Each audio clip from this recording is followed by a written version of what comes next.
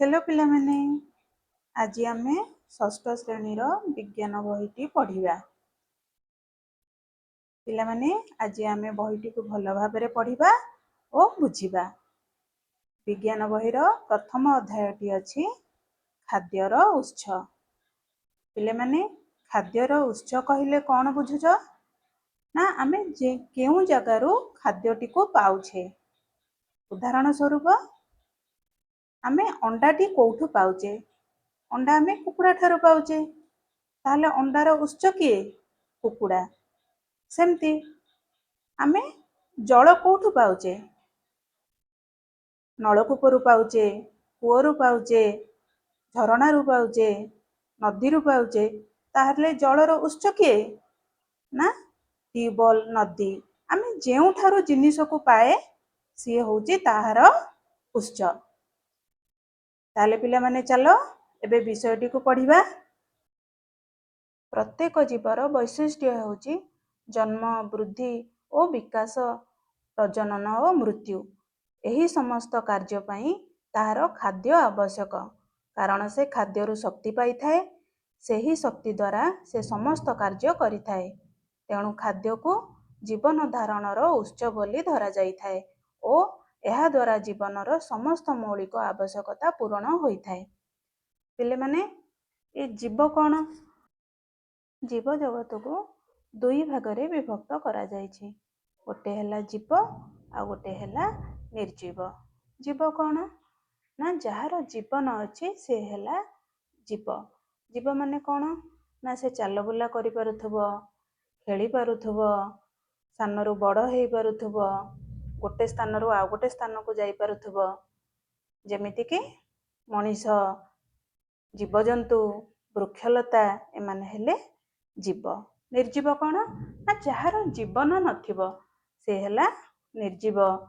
जेमिति कि गाड़ी, fan, table, पत्थर, इटा एसबु हैला निर्जीव।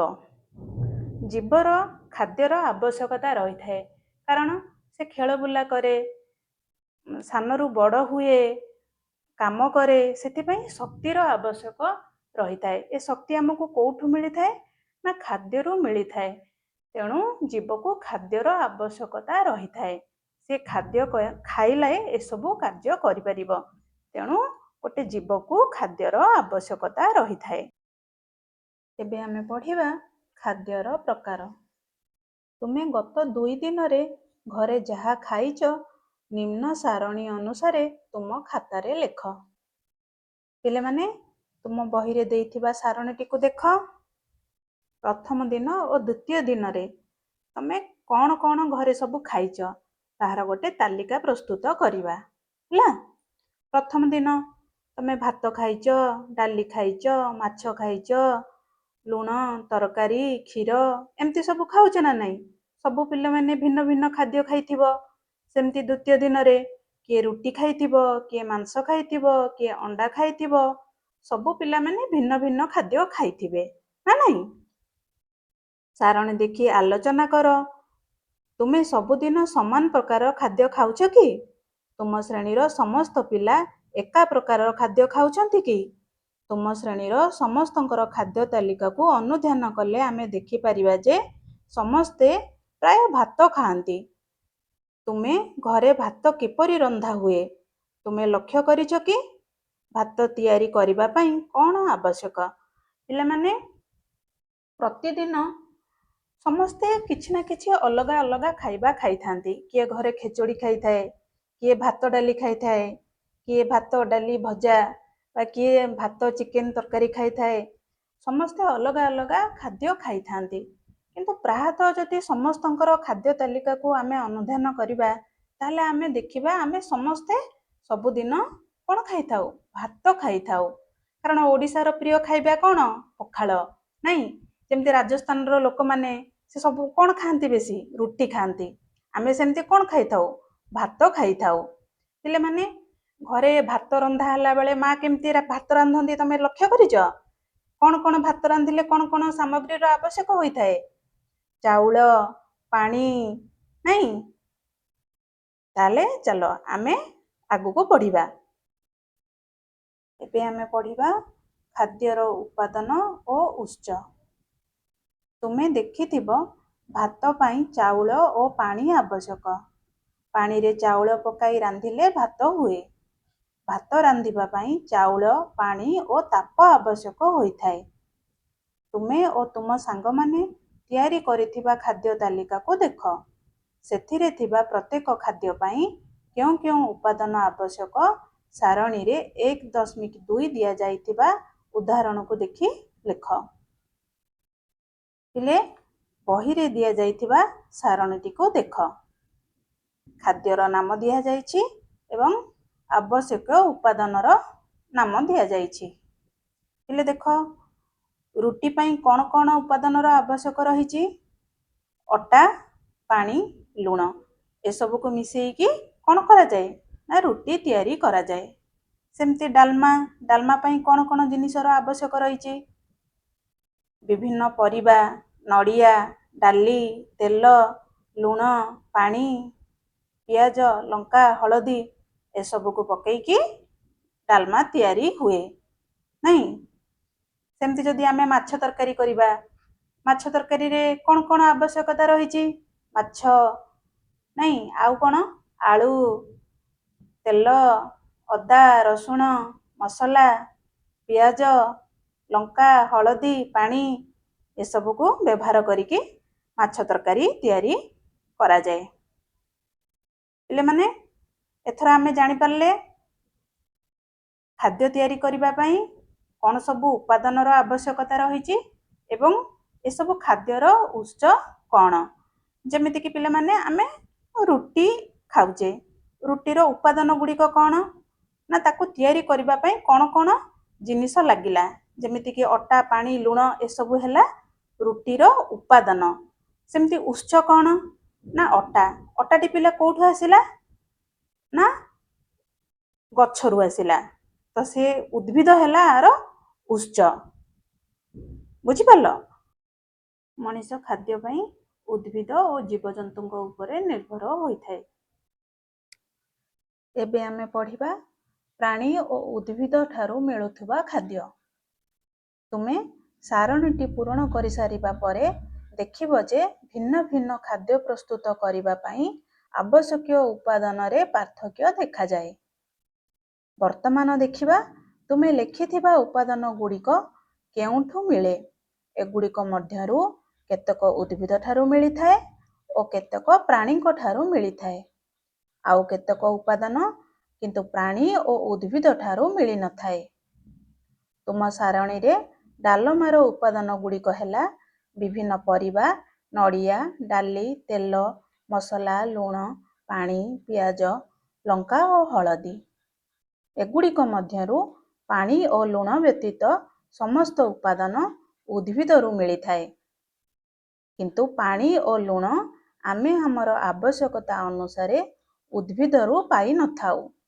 ସେହିପରି ଅଣ୍ଡା ତରକାରୀରେ ବ୍ୟବହୃତ ଅଣ୍ଡା ପ୍ରାଣୀଠାରୁ ମିଳୁଥିବା ବେଳେ ତେଲ, ମସଲା ଇତ୍ୟାଦି ଉଦ୍ଭିଦ ଠାରୁ ମିଳେ। କିନ୍ତୁ ପ୍ରାଣୀ ଓ ଉଦ୍ଭିଦ ଠାରୁ ଲୁଣ କିମ୍ବା ପାଣି ମିଳେ ନାହିଁ। ପିଲାମାନେ, ଅନେକ ଗୁଡ଼ିଏ ଖାଦ୍ୟ ପଦାର୍ଥ ଉଦ୍ଭିଦ କିମ୍ବା ଜୀବଜନ୍ତୁଙ୍କ ଠାରୁ ମିଳିଥାଏ। କିନ୍ତୁ ପାଣି ଆଉ ଲୁଣ ଏ ଦୁଇଟି ଜିନିଷ ଆମକୁ ଉଦ୍ଭିଦ କିମ୍ବା ଜୀବଜନ୍ତୁଙ୍କ ଠାରୁ ମିଳିନଥାଏ। ଏସବୁ ଆମକୁ ପ୍ରକୃତି ଠାରୁ ମିଳିଥାଏ। ତୁମେ ଲେଖିଥିବା ଖାଦ୍ୟ ତାଲିକାକୁ ଦେଖ। ସେହି ଖାଦ୍ୟ ଗୁଡ଼ିକର ଉପାଦାନ ଗୁଡ଼ିକ କେଉଁଠାରୁ ମିଳେ ସାରଣୀରେ ଲେଖ। ପିଲାମାନେ, ତୁମ ବହିରେ ଥିବା ସାରଣୀ ନମ୍ବର 1.3କୁ ଦେଖ। ବିଭିନ୍ନ ପ୍ରକାରର ଖାଦ୍ୟ ଓ ସେଗୁଡ଼ିକର ଉତ୍ସ। ପିଲାମାନେ, ସାରଣୀଟିକୁ ଦେଖ। ଖାଦ୍ୟ ଦେଖ ଏବେ ଖେଚୋଡ଼ି। ତାର ଆବଶ୍ୟକୀୟ ଉପାଦାନ ଗୁଡ଼ିକ କ'ଣ? ଚାଉଳ, ଡାଲି, ଗୁଆ ଘିଅ, ନଡ଼ିଆ, ପରିବା, ମସଲା, ଲୁଣ, ପାଣି, ହଳଦୀ। କେଉଁଠାରୁ ମିଳେ? କିଛି ଜିନିଷ ପ୍ରାଣୀ ଠାରୁ ମିଳେ ଆଉ କିଛି ଜିନିଷ ଉଦ୍ଭିଦ ଠାରୁ ମିଳେ। ଗୁଆ ଘିଅ, ଘିଅ ପିଲାମାନେ କୋଉଠୁ ତିଆରି ହୁଏ? କ୍ଷୀର ଦିହରୁ। ଆଉ କ୍ଷୀରଟି କୋଉଠୁ ଆସେ? ନା ଗାଈ ଠାରୁ। ଗାଈ ଗୋଟିଏ କ'ଣ ପ୍ରାଣୀ। ସେମିତି ଚାଉଳ, ଡାଲି, ନଡ଼ିଆ, ପରିବା, ମସଲା, ହଳଦୀ ଗୁଣ୍ଡ ଏସବୁ କୋଉଠୁ ଆସେ? ଉଦ୍ଭିଦ ଠାରୁ ଆସେ। ଆଉ ଲୁଣ ଆଉ ପାଣି ଇଏ କୋଉଠୁ ଆସେ? ନା ଏଇ ଦୁଇଟି ଜିନିଷ ପ୍ରାଣୀ ଠାରୁ ଆସେ ନାହିଁ। ପ୍ରାଣୀ ଠାରୁ ଆସେ? ପ୍ରାଣୀରୁ ଆସେ ନାହିଁ। ସେମିତି ମାଛ ତରକାରୀ, ଯଦି ଆମେ ମାଛ ତରକାରୀର ଉଦାହରଣ ନେବା, କ'ଣ କ'ଣ ଜିନିଷ ସବୁ ଆବଶ୍ୟକ ରହିବ? ମାଛ, ଆଳୁ, ଧନିଆ ପତ୍ର, ତେଲ, ଅଦା, ଲୁଣ, ମସଲା, ପିଆଜ, ରସୁଣ, ଲଙ୍କା, ହଳଦୀ, ପାଣିର ଆବଶ୍ୟକ ରହିବ। ପ୍ରାଣୀ ଠାରୁ କୋଉ ଜିନିଷ ଆସିବ? ନା ମାଛ। ମାଛଟା ଗୋଟିଏ ଜୀବ। ସେମିତି ଉଦ୍ଭିଦ ଠାରୁ କ'ଣ କ'ଣ ଆସିବ? ଆଳୁ, ଧନିଆ ପତ୍ର, ଅଦା, ରସୁଣ, ଲଙ୍କା, ହଳଦୀ, ନାଇଁ ଏଇ ସବୁ ଜିନିଷ ଆସିବ ଆମର ଉଦ୍ଭିଦ ଠାରୁ। ସେମିତି ଲୁଣ, ପାଣି ଏ ଦୁଇଟି ଜିନିଷ ଆମର ପାଣି ଠାରୁ ଆସିବ ନାହିଁ। ସେମିତି ଯଦି ଆମେ ପରଟା ତିଆରି କରିବା, ପରଟା ପାଇଁ କ'ଣ କ'ଣ ଜିନିଷ ଆବଶ୍ୟକ ହବ? ଅଟା, ପାଣି, ଲୁଣ, ଘିଅ। ଆମର ପ୍ରାଣୀ ଠାରୁ କ'ଣ ଆସିବ? ନା ଘିଅ ଆସିବ। ଉଦ୍ଭିଦ ଠାରୁ କ'ଣ ଆସିବ? ଅଟା ଆସିବ। ଆଉ ଲୁଣ ଆଉ ପାଣି ଏ ଦୁଇଟି ଜିନିଷ ଆମର ପ୍ରାଣୀ ଠାରୁ ଆସିବ ନାହିଁ କି ଉଦ୍ଭିଦ ଠାରୁ ଆସିବ ନାହିଁ। ଆମେ ଜାଣିଲେ ଆମେ ଖାଉଥିବା ଖାଦ୍ୟର ଅଧିକାଂଶ ଉପାଦାନ ମୁଖ୍ୟତଃ ଉଦ୍ଭିଦରୁ ମିଳିଥାଏ। କେତେକ ଖାଦ୍ୟରେ ଉଦ୍ଭିଦର ମୂଳ ବ୍ୟବହାର ହୋଇଥାଏ। ଅନ୍ୟ କେତେକ ଖାଦ୍ୟରେ ଫୁଲ, ଫଳ, ମଞ୍ଜି, ପତ୍ର ଓ କାଣ୍ଡ ବ୍ୟବହୃତ ହୁଏ। ଏହିପରି ଉଦ୍ଭିଦର ବିଭିନ୍ନ ଅଂଶକୁ ବ୍ୟବହାର କରି ଅନେକ ପ୍ରକାରର ଖାଦ୍ୟ ପ୍ରସ୍ତୁତ କରାଯାଏ। ଗୋଟିଏ ଗଛର ବିଭିନ୍ନ ଅଂଶ ଏକ ପ୍ରକାର ଖାଦ୍ୟରେ ପ୍ରାୟ ବ୍ୟବହୃତ ହୁଏ ନାହିଁ।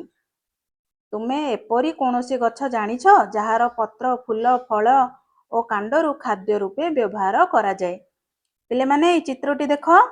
ଏଠି ଗୋଟିଏ କଖାରୁ ଗଛର ଚିତ୍ର ଦେଇଛି। କଖାରୁ ଗଛର ପତ୍ରକୁ ଆମେ ବ୍ୟବହାର କରେ, ଶାଗ କରିକି ଖାଏ। ତାର ଫୁଲକୁ ମଧ୍ୟ ଆମେ ରାନ୍ଧିକି ଖାଉ, ପିଠଉ କରିକି ଖାଉ। କଖାରୁ ତାର ଫଳକୁ ମଧ୍ୟ ଆମେ ରାନ୍ଧିକି ଖାଉ, ଡାଲମା କରିକି ଖାଉ, ଭାଜିକି ଖାଉ, ତରକାରୀ କରିକି ଖାଉ, ନାଇଁ? ତୁମ ଅଞ୍ଚଳରେ ଥିବା ବିଭିନ୍ନ ଉଦ୍ଭିଦର କେଉଁ ଅଂଶ ଖାଦ୍ୟ ରୂପେ ବ୍ୟବହାର କରାଯାଏ ତାହାର ଏକ ତାଲିକା କର। ପିଲାମାନେ, ତୁମ ଅଞ୍ଚଳରେ ବିଭିନ୍ନ ପ୍ରକାରର ଉଦ୍ଭିଦ ଦେଖାଯାଏ। ସେମାନଙ୍କ ମଧ୍ୟରୁ କେତେକ ଉଦ୍ଭିଦକୁ ଆମେମାନେ ଦୈନନ୍ଦିନ ଖାଦ୍ୟରେ ବ୍ୟବହାର କରୁ। ଆଉ କିଛି କିଛି ଉଦ୍ଭିଦ ଅଛନ୍ତି ଯେ ମଣିଷ ପାଇଁ କ୍ଷତିକାରକ ହୋଇଥାଏ, ତେଣୁକରି ଆମେ ତାକୁ ଖାଉନା। ଆଉ କିଛି କିଛି ଉଦ୍ଭିଦ ଅଛନ୍ତି ତା ଦେହରେ ଔଷଧୀୟ ଗୁଣ ଥାଏ, ତାକୁ ଆମେ ଔଷଧ ରୂପେ ବ୍ୟବହାର କରୁ। ଚାଲ ଏବେ ଦେଖିବା କେଉଁ କେଉଁ ଉଦ୍ଭିଦକୁ ଆମେ ଦୈନନ୍ଦିନ ଜୀବନରେ ଖାଦ୍ୟ ରୂପେ ଗ୍ରହଣ କରିଥାଉ ଏବଂ ତାଙ୍କର ଫୁଲ, ଫଳ, ପତ୍ରକୁ ଆମେ ଖାଦ୍ୟ ରୂପେ ଗ୍ରହଣ କରିଥାଉ। ଏବେ ସାରଣୀ ନମ୍ବର 1.4କୁ ଦେଖିବା। ଉଦ୍ଭିଦ ଓ ତାର ବ୍ୟବହୃତ ଅଂଶ ଦେଖିବା। ପିଲାମାନେ ଦେଖ, ଉଦ୍ଭିଦର ନାମ। ସଜନା ଗଛ। ସଜନା ଗଛର ଆମେ କ'ଣ କ'ଣ ଖାଇଥାଉ? ପତ୍ର ଖାଇଥାଉ, ଫୁଲ ଖାଇଥାଉ, ଫଳ ଖାଇଥାଉ। ସେମିତି ମୂଳା। ମୂଳାର ଆମେ କ'ଣ ଖାଇଥାଉ? ତାର ପତ୍ରକୁ ଭାଜିକି ଖାଇଥାଉ, ତାର ମୂଳକୁ ଆମେ ସେମିତି ଭାଜିକି ତରକାରୀ କରିକି, ଡାଲି କରିକି ଖାଇଥାଉ। କାକୁଡ଼ିର ଆମେ କ'ଣ ଖାଇଥାଉ? କାକୁଡ଼ି ଗଛର କେବେ ପତ୍ରକୁ ଦେଖିଛ? କେହି ଶାଗ ଭାଜିକି ଖାଇବା କି ଫୁଲକୁ ଭାଜିକି ଖାଇବା? କେହି ଖାଆନ୍ତିନି, କେବଳ ତାର ଫଳକୁ ଖାଆନ୍ତି। ସେମିତି ପିଲାମାନେ କୁହ, ପିଆଜର ଆମେ କ'ଣ ଖାଇଥାଉ? କହିଲେ ଦେଖି। ପିଆଜର ଆମେ ପତ୍ରକୁ ଖାଇଥାଉ ଏବଂ ତାର କାଣ୍ଡକୁ ଖାଇଥାଉ। ପିଲାମାନେ, ଆମେ ପିଲାବେଳେ ପଢ଼ିଛେ ନା, ପିଆଜ ଷଣ୍ଢା ଭଜା ଖାଇବାକୁ ବଡ଼ ମଜା, ନାଇଁ? ପିଆଜ ପତ୍ର ଭଜା, ତା ଷଣ୍ଢାକୁ ଭାଜିକି ଖାଆନ୍ତି। ସେମିତି କଖାରୁର କ'ଣ ଖାଆନ୍ତି? ପତ୍ରକୁ ଖାଆନ୍ତି, ଫୁଲକୁ ଖାଆନ୍ତି, ଫଳକୁ ଖାଆନ୍ତି, ନାଇଁ? ଏବେ କଲରାର ସେମିତି ତା ପତ୍ରକୁ ଖାଆନ୍ତି, ତା ଫଳକୁ ଖାଆନ୍ତି। ଏବେ ଦେଖିବା ଅନ୍ୟ ଜୀବ କ'ଣ ଖାଆନ୍ତି। ଆମ ପରି ଅନ୍ୟ ଜୀବମାନେ ଖାଦ୍ୟ ଖାଆନ୍ତି କି? ତୁମ ଘରେ ଗାଈ ବା ଛେଳି ଥିବେ, ସେମାନେ କ'ଣ ଖାଆନ୍ତି? କୁକୁର, ବିଲେଇ ଓ କୁକୁଡ଼ା ନିଶ୍ଚୟ ଦେଖିଥିବ। ସେମାନେ କ'ଣ ଖାଆନ୍ତି? ତୁମେ ଦେଖିଥିବା ଜୀବମାନଙ୍କର ନାମ ଓ ସେମାନେ କ'ଣ ଖାଆନ୍ତି ତୁମ ଖାତାରେ ତାହାର ଏକ ସାରଣୀ କର। ପରବର୍ତ୍ତୀ ସାରଣୀରେ ଜୀବମାନେ କେଉଁ ସବୁ ଖାଦ୍ୟ ଖାଆନ୍ତି ତୁମ ମଧ୍ୟରେ ଆଲୋଚନା କରି ସାରଣୀ 1.5ରେ ଲେଖ। ପିଲାମାନେ, ତୁମମାନଙ୍କ ଆଖପାଖରେ ବିଭିନ୍ନ ଜୀବଜନ୍ତୁ ରହନ୍ତି। ସେମାନେ ସବୁ କ'ଣ ଖାଆନ୍ତି ଆଜି ଆମେ ଆଲୋଚନା କରିବା। ପିଲାମାନେ, ତୁମମାନଙ୍କ ଆଖପାଖରେ କ'ଣ ସବୁ ଦେଖ? କୁକୁର, ପାରା, ସିଂହ, ମାଛ, କାଉ, ପ୍ରଜାପତି, ମଶା, ଠେକୁଆ, ବିରାଡ଼ି, ଗାଈ ଏମିତି ବିଭିନ୍ନ ଜୀବଜନ୍ତୁ ଦେଖ। ସେମାନେ ସବୁ କ'ଣ କ'ଣ ଖାଆନ୍ତି ଚାଲ ଲେଖିବା। ପ୍ରଥମେ କୁକୁର। କୁକୁର କ'ଣ ଖାଏ? ମାଂସ ଖାଏ, ଭାତ ଖାଏ, ରୁଟି ଖାଏ, କ୍ଷୀର ପିଏ, ନାଇଁ? ସେମିତି ପାରା କ'ଣ ଖାଏ?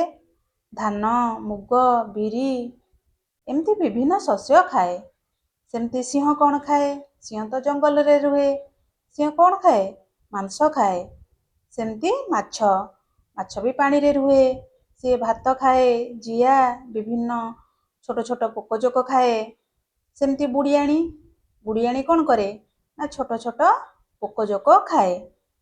କାଉ ସେମିତି ଭାତ, ମୁଢ଼ି, ପୋକଜୋକ, ସଢ଼ା ଜୀବଜନ୍ତୁ ଏମିତି ସବୁ ଖାଏ। ସେମିତି ପ୍ରଜାପତି କ'ଣ କରେ? ନା ସେ ସେମିତି ଫୁଲର ରସ ପିଏ। ସେମିତି ମାଛି କ'ଣ କରେ? ନା ମଇଳା ପଚା ପଦାର୍ଥ ଉପରେ ବସେ, ତାର ରସ ପିଏ। ସେମିତି ମଶା କ'ଣ କରେ ପିଲେ? କିଏ ଜାଣିଛ କୁହ? ଯିଏ ଜାଣିଛ କମେଣ୍ଟ କରି ଜଣାଅ। ମଶା କ'ଣ ପିଏ?